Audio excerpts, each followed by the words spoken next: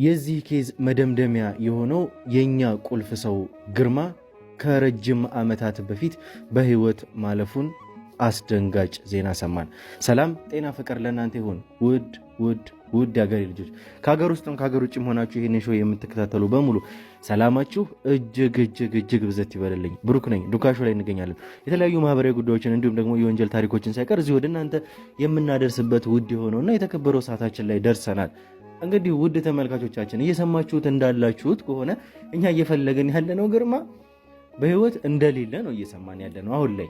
ይህንን ደግሞ እዚህ ከመምጣታችን በፊት የሰራናቸውን ክፍሎች ተመልክታችኋል።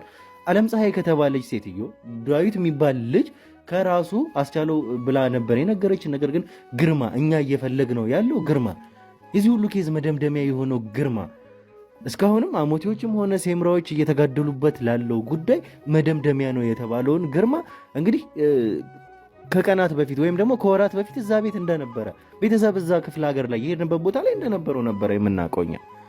ያንን ከሰማን በኋላ ብዙ ነገሮች ነበረ ከዛ ያገኘ ነው። ያ ማለት በራሱ እጅ የተጻፈ ደብዳቤ ነበር ያገኘ ነው ከሱ። ያንን ደብዳቤ እንግዲህ አማርኛውን አነበብንላችሁ፣ እኛም አነበብ ነው። ከዛ በኋላ ከታች እንግዲህ በሴምራ ቋንቋ ብሎም ደግሞ በኮድ እነሱ በሚግባቡበት ቋንቋ የተጻፈ ነገር ነበር። ያንን በቀጥታ ማን ይፈታልን? አቶ ፈቀደ ናቸው። ለአቶ ፈቀደ በምናሳያቸው ጊዜ እንግዲህ እዚህም ስላለው ቤተሰብ እሳቸውም ቢሆን ምንም የሚያውቁት ነገር አልነበረም ከዚህ በፊት፣ እኛም አልሰማንም ነበረ። በኋላ ይዘን መጣን። ይዘን ስንመጣ አንድ ሰውም እንግዲህ ምን ተስኖት ከሚባል ሰው ጋር የተገናኘ አንድ ሹፌር ነበር ይዞት የመጣው። ያ ሰውዬ እንግዲህ በጭነት ነበረ። ጭነት ጭኖ ሲወጣ በዛውም በዛ ሌሊት አሞቴዎች እየደረሱብህ ነው ሲባል ሌሊት ይዞት እንደመጣ ነበር የሰማነው። ከዛ ቃሊቲ አካባቢ አወረድኩት አለን ግርማ።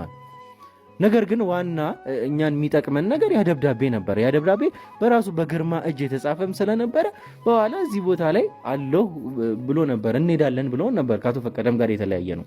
በኋላ ላይ እንግዲህ ከሳቸው ተነስተን በቀጥታ የት ነው የመጣ ነው? እዚህ ያለበት ወደ ተባለበት ግርማ ደብዳቤውን ወደ ጻፈበት ቦታ ላይ እዚህ ስንመጣ ግርማን እናገኘዋለን። ግርማ አለ ብለን ነበር የመጣ ነው በቀጥታ። ስንደርስ ግን ያ አልሆነም። ያ ያልሆነው ደግሞ የገዛ ልጁን ነበር ያገኘ ነው፣ የግርማን ልጅ፣ ያውም ከሌላ ቤተሰብ የተወለደች ልጅ፣ ሌላ ቤተሰብ እዚህ ጋር ደግሞ መስርቶ። ግን ግርማ የሚባል ሰው ጭራሽ ቤት ውስጥ እንደሌለ ነበር የነገሩን።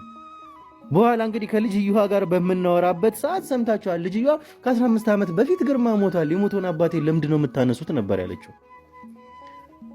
ይሄ ደግሞ ሌላ አስደንጋጭ ሌላ ራስ ምታት የሚፈጠር ነገር ነው። ግርማ ከ2 ወር በፊት እንግዲህ ደብዳቤ ያስቀምጧል የተባለው ግርማ አለሁ ወዳለበት ቦታ ሲመጣ ሞቷል ተብሏል ከ15 ዓመት በፊት። ያውም ተመሳሳይ ታሪክ ሹፌር እንደነበረ ሁላ ተነግሮን እንግዲህ የረጅም ሹፌር ክፍለ ሀገር የሚሄድ ሹፌር እንደሆነ ተነግሮን እሱም እንደሆነ ተነግሮን ሞቷል ተብሎ እንግዲህ መጽሐፎቹን ያውም ደግሞ ሌላ እንግዲህ ከአንድ ሱፍ ብቻ ነው ቤት ውስጥ ያለው ተብለን ነው እንግዲህ ስለ ግርማ መሞት የተነገረ። ያ ማለት ለእኛ ደግሞ ሌላ ራስ ምታት ነው። ብዙ ነገሮች እዚህ መሃል እንዳሉ ይሰማናል። ይህንን በምናወራበት ጊዜ ያወራን የነበረው በጊዜው ያገኘናት ልጁን ነበረ። በኋላ እያወራን እያለ የልጅቷ እናት ወይም ደግሞ በእርግጠኝነት ማን ነው የምትሆነው? የግርማ ባለቤት የዚህኛው ቤተሰቡ ሚስት ወይም ደግሞ የልጁ እናት ነበረች የገባችው ከሌላ ቦታ። እሷ ስትገባ እንግዲህ እናንተም ተመልክታችኋል። ግን ከካሜራ ጀርባ በጣም ብዙ ነገሮች ተፈጠሩ። ቆርጠን ለእናንተ ያላስመለከትናችሁ ወይም ደግሞ ያለቀቅንላችሁ። በጣም ሰጣ ገባ ውስጥ ገባን።